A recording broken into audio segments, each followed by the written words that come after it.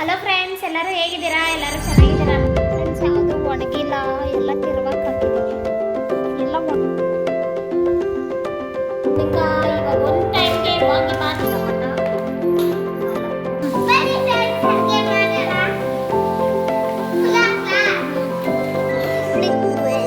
video ಬರಕ್ಕಂದ್ರೇನೆ